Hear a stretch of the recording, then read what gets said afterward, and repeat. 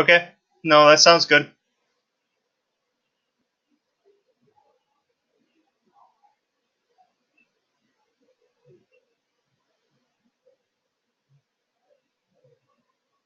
It really depends. So the new call is give you, will give you your full dispatch information.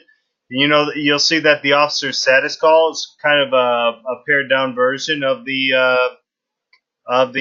dispatch call, so it doesn't have as much data in there, and it's not included in your like dispatch statistics. So if like you're going back and you want to pull statistics on it, if it's something you want to be able to run on and be able to run reports and include, then you'll want to create a new call versus a status call. So the status calls a lot of times, if you wanted to use it for radio checks or someone went to the bathroom break or whatever, so those are more just like a status call that's not actually included in your dispatch statistics versus like a regular, you know, a regular security call.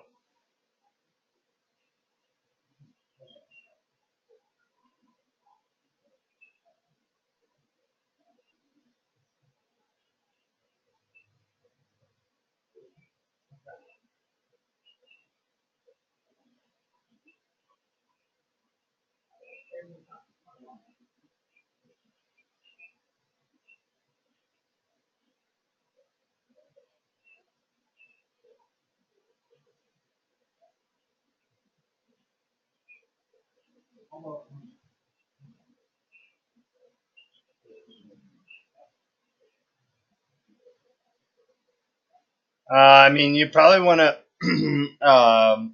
create a new call each time. I mean, if you really, I mean, it really depends on what you're tracking within those calls, though. You know what I mean?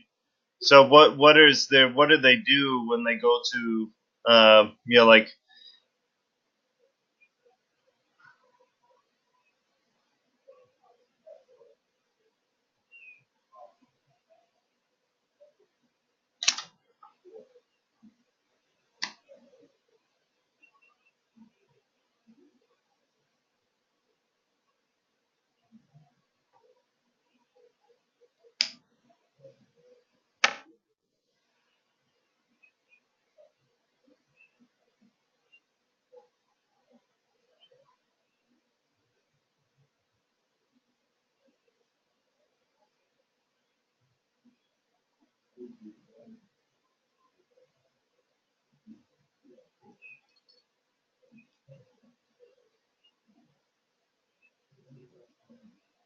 sure,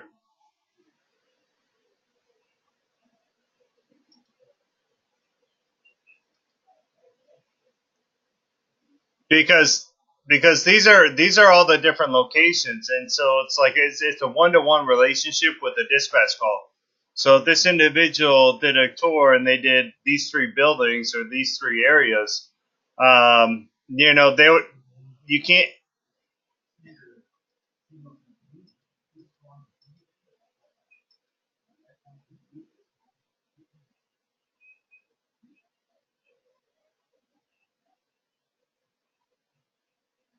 Okay,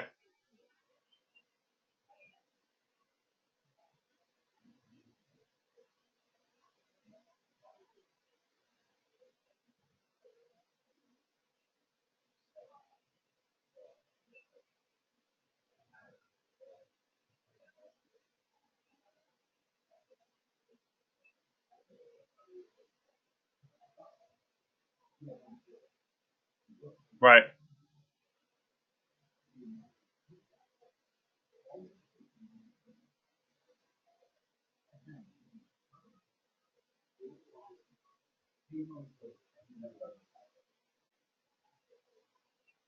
I mean, that's the best way to. Yeah, I mean that's the best way to do it when you're looking at stats. I mean, because if you just say one, if you were to say main campus and put all the locations that they toured in the upper, like in the notes, you know what I mean? Yeah, it to me it leaves too much ambiguity there, and there's just a lot of things that I think could go wrong with that.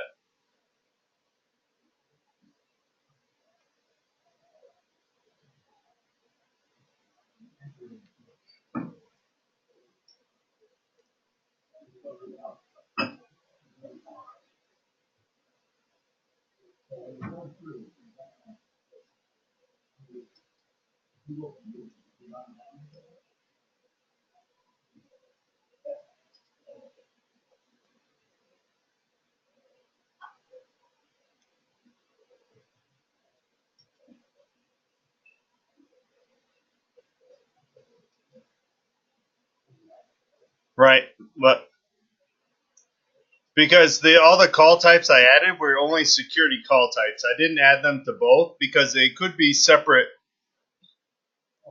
lists. I mean, we can add all the call types to both of them, but to me that doesn't make sense. So because you know it comes down to what do you need to report on. Just remember, anything that you create an officer status call on, you can search and find within dispatch. But when you go to run your stats, it is not included in any of your dispatching stats.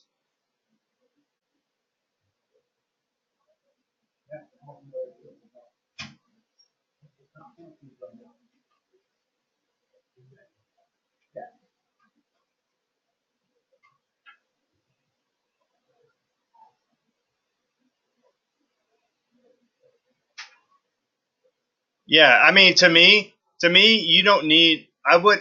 We can almost turn this off. You know what I mean? Like to me, I don't know if we need this to have this officer status option.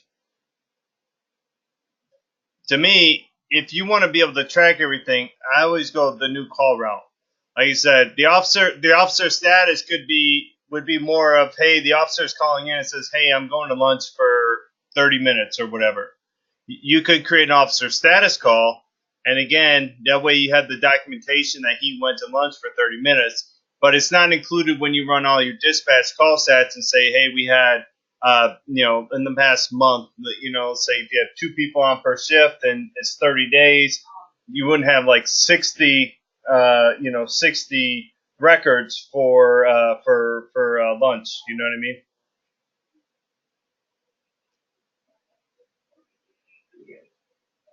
Yep.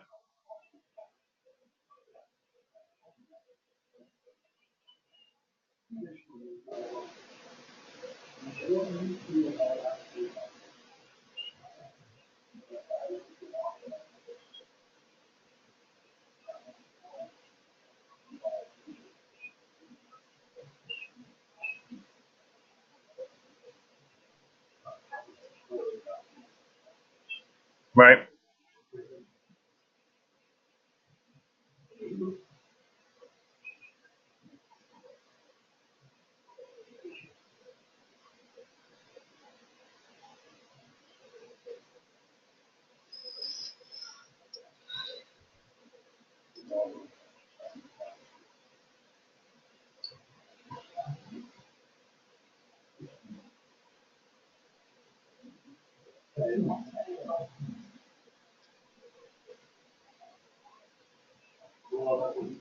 Yeah, I mean, basically they click on the new create new call and then just put in the call type, hit save, or I mean, they can just hit new call and then save.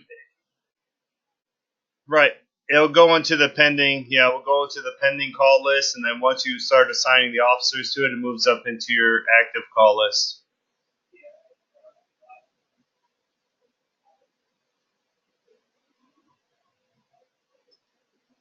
Okay.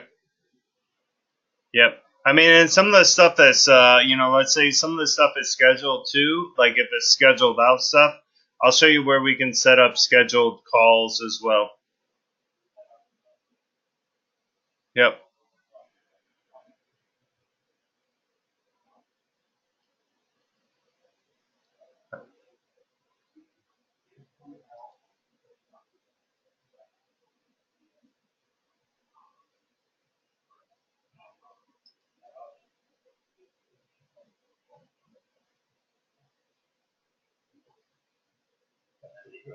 We don't have a live chat, but we have you can email in, or there's an emergency support line, but there's not like a general support line that's open during the weekends. And generally, the emergency is if you guys, if the system's down, you guys can't log in. That's generally something they send there. Yep.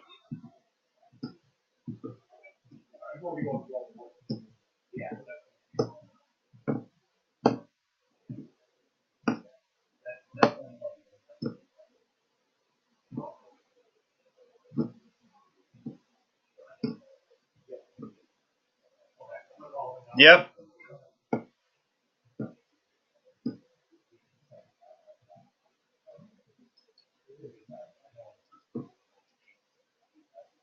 All right, so I'll just go ahead and get started here. So basically, I mean, once the dispatchers come on shift, everybody's going to have the same kind of login screen that you see here. Over on the left-hand side, it's going to show you a list of all the available officers that are available to be dispatched. If you click on any of these columns, it will add those fields to the grid that you see here.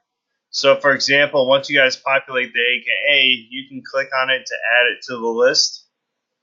And you can drag and drop and move that information around if you want it to be in a different order. If you click on any of the column headers, it does sort and filter by that field in the listing.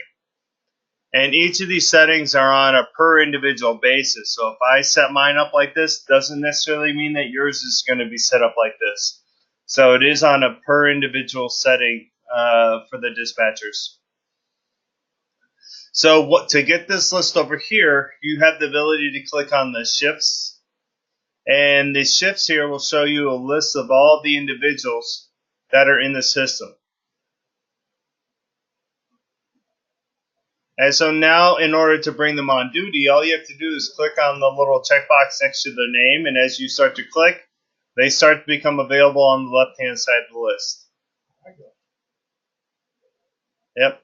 And so that's how you'll bring people on and off duty within the system.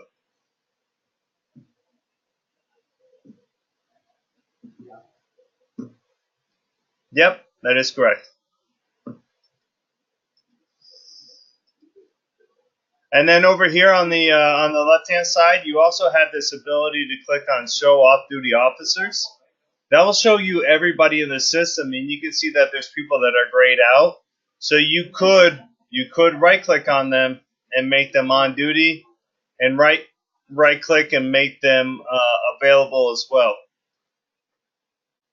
So now that I've removed this, now you'll see that this individual's on duty. And if I right-click on him again, take him off duty, he's going to go off the list.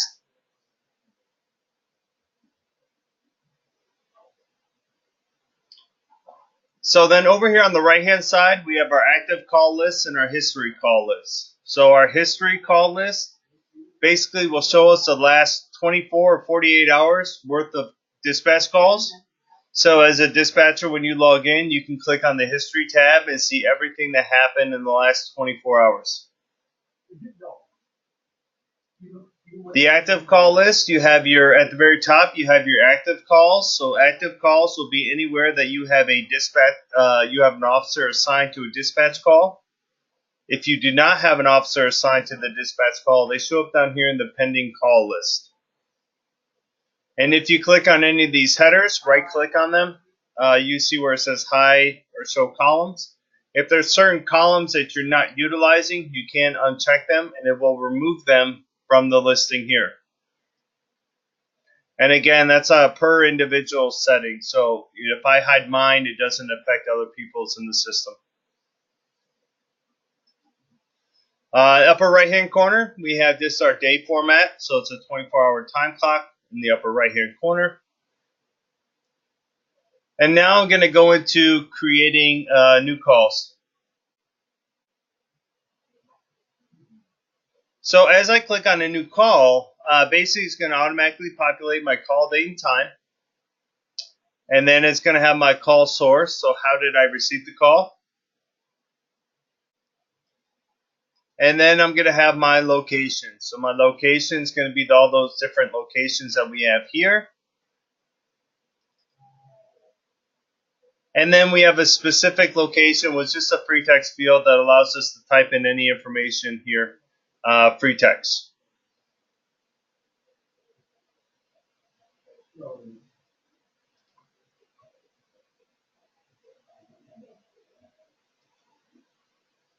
how did you receive the call? So was it called in by an officer? Was it emailed in, or did somebody call over the radio? So this is the different options that you have there.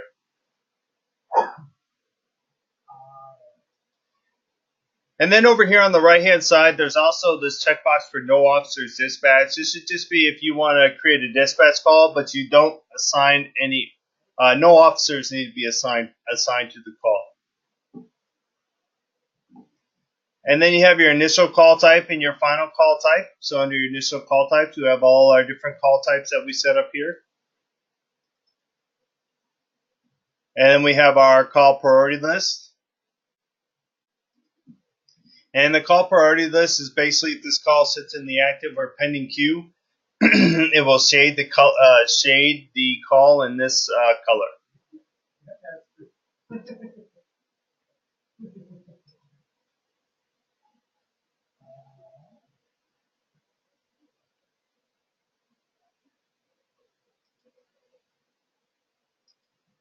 And so once we have that information dialed in the upper right-hand corner, you have your notes section. So there's the ability to put in a timestamp. These are my notes. And then once you're done, you can click on Add, and it will add them to the application. And it will date, time, and stamp that with the individual, the officer that you're logged in as. We'll document, who made this entry in the notes section. So if there's multiple dispatchers that are in a call and putting notes in, it'll be segmented out by the individual people.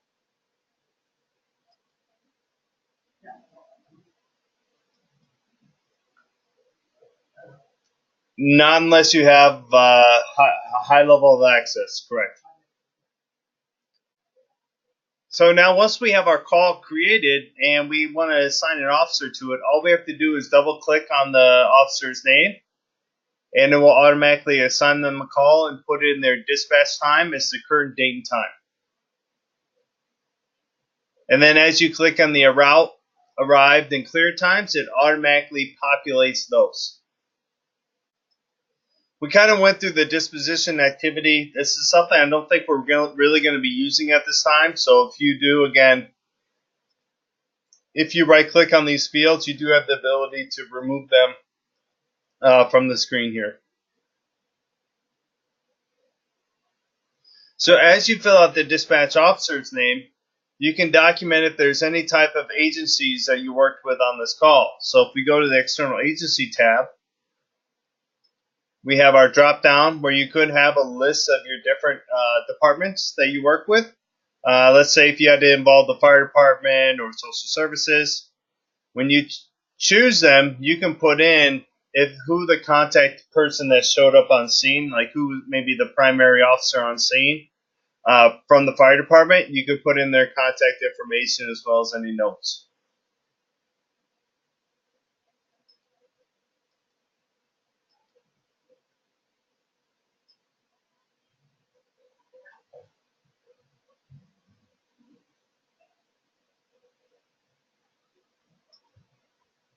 That's correct. That was for the individual officers. When you close a dispatch call, you have the ability to select the call disposition, the overall call disposition. That was for the individual officer disposition. So, I mean, we could use it, but I think right away, right out of the gates, we decided not to. But if it's something you want to, we can definitely add to that drop-down list.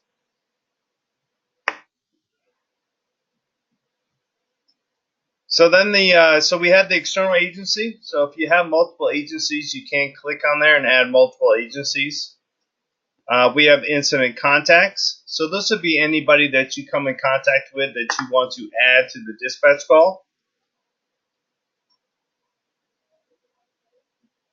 So this is where we can put in their first name, last name. So if I want to put in, Matt Wagner, and if I click on this and do a search, my name already exists in the database, right? So if I were to click on my name, it would populate with any contact information we have on file. If it doesn't, you can fill out any additional information on this dispatch call and select the contact type. So let's just say I'm the reporting person. And all I have to do is click on Save and Close. and it's going to add me as a contact on this report. So this is where you'd put in, anybody that called in or anybody that was associated with the call. This is where you can document that information.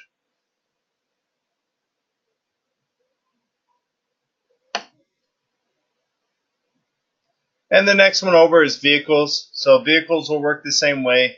If we put in a plate number and do a search for the plate number, if that plate number exists within the application, it will add.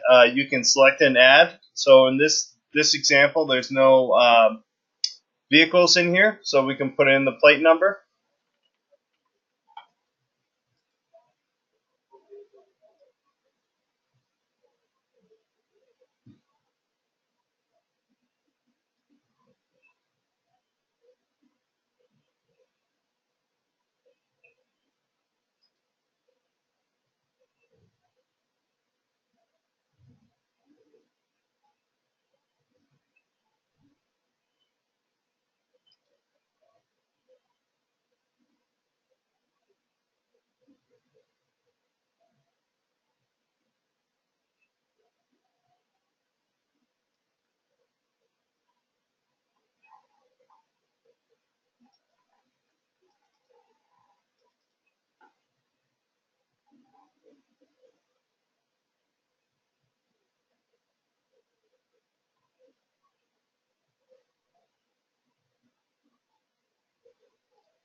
Not that way. I mean, well, no.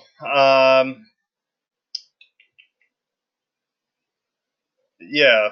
I mean, if you manually put it in, that's yeah.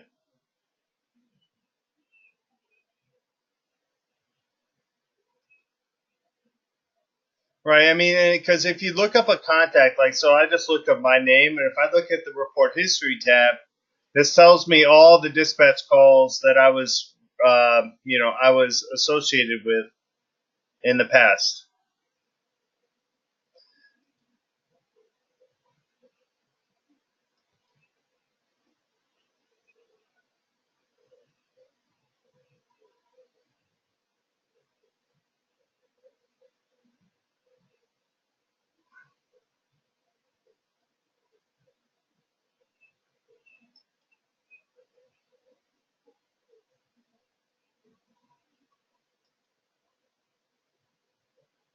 No, I mean, we just had the vehicle stuff. I mean, if you want to put in, you can put the information into the notes or something like that. I mean, within our regular, because we have the dispatching application and we have the report writing side. The report writing side, that would allow us to do all of that stuff. Right. But just dispatching. Dispatching is not. It doesn't have everything in it.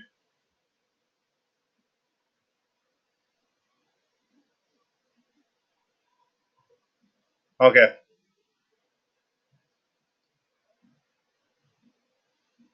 One person, you can have multiple dispatchers logged in at a time. One person can only have a call open at a time, though.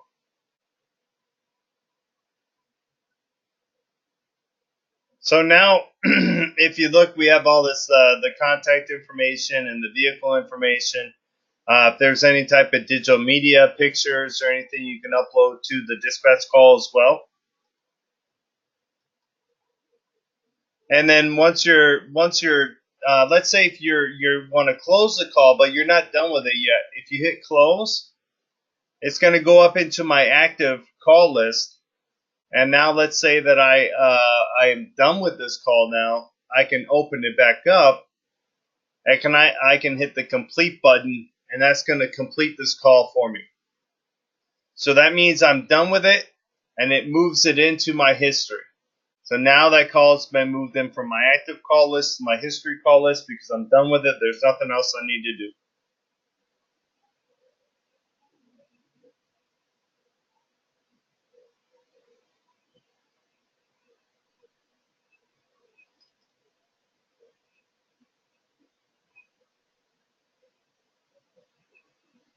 They're correct. They can grab it from here and they have to reopen the call, and they can reopen the call and make changes to the call.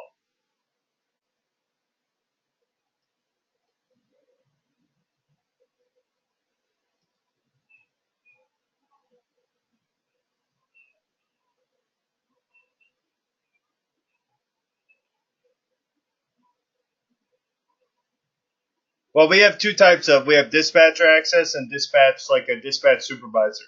So dispatchers won't have that ability. Dispatch supervisors will have the ability to modify settings and calls.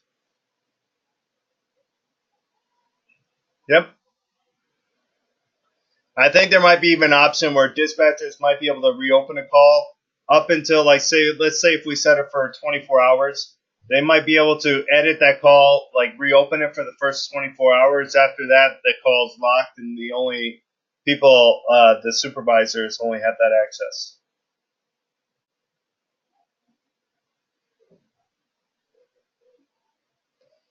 So that's going to be the process of just adding in a new call and closing it. So there's really not, really not a whole lot to that process as far as filling it out. Under the file, this is where we have schedule events, and this allows us to pre-schedule dispatch calls. And so let's say if somebody calls in and says, hey, on Friday, we need this door opened or we need something done, you can say, okay, on Friday, at was it 2:55, we need this door open, and you can fill out all the necessary call information, right? And let's say it's a escort or something like that. You can choose your location.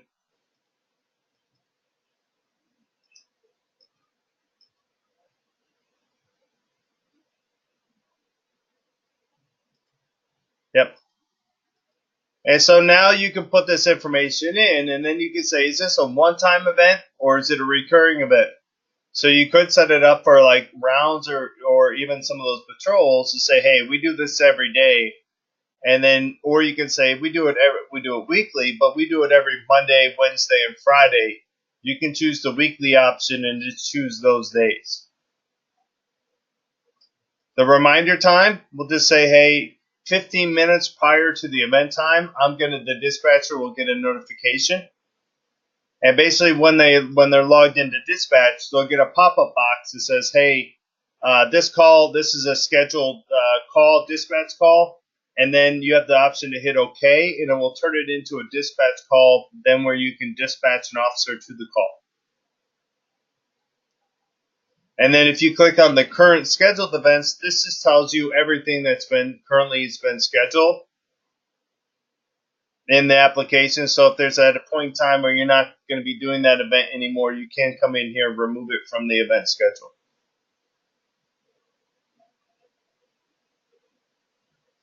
No, this is for everybody. That is correct. And no matter what dispatcher is logged in at that time, if two dispatchers are logged in at that same time, both dispatchers will get the notification. First dispatcher that clicks on create call, it's going to create the call, and then it's going to go away. That notification will go away for the other dispatcher.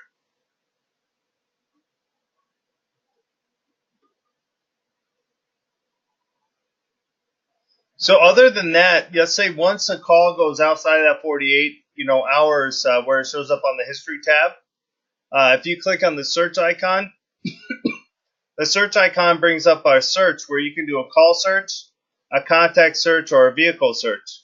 So if somebody calls in and says, hey, do we have any citations written for Matthew Wagner or any dispatch calls that involved him, you could just say, we could type in the name, do a search. Okay, here he is. Yep, and then you can look at the report history on this individual and see what different dispatch calls or reports this individual is tied to.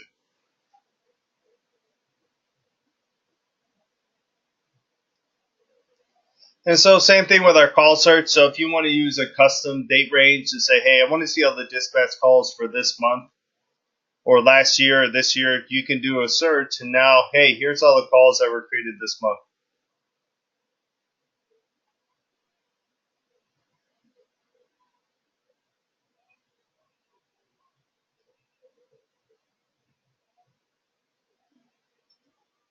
Right, so then you can choose specific, and then you can also, in combination with the date, I can choose escort.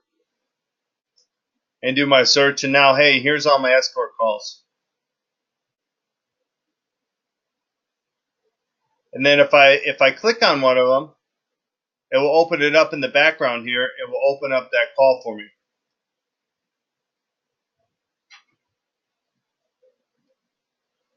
Yeah, so you can use the quick dates, or if you don't want to use the quick dates, you can choose your start date and end time.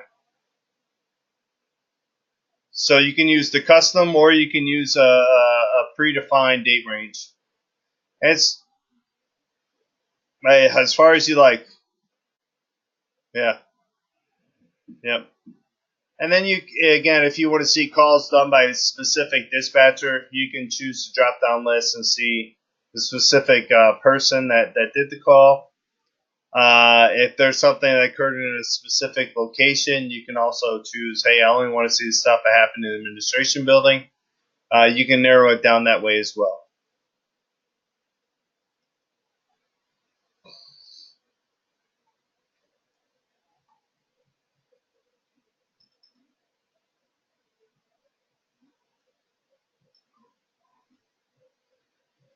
All right. So other than that, that's kind of that's the kind of the quick of the dispatching application, the nuts and bolts of it. I think again, once you guys start getting into and playing with it, it's pretty. There's not a whole lot to it as far as when you're creating the calls.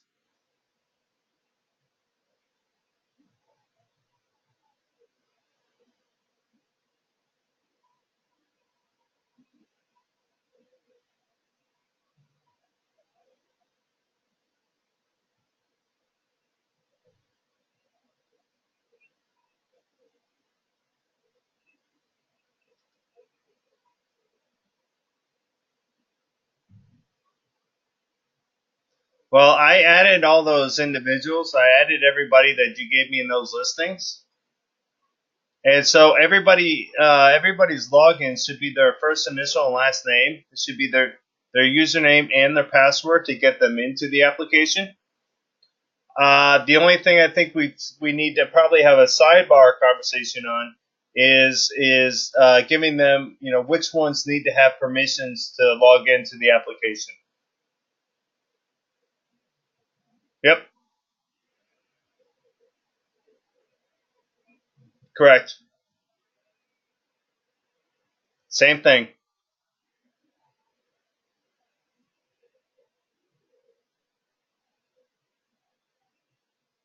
Well, you guys can change it. You guys that was just that was to get everybody added in. So we can definitely modify it after the fact. So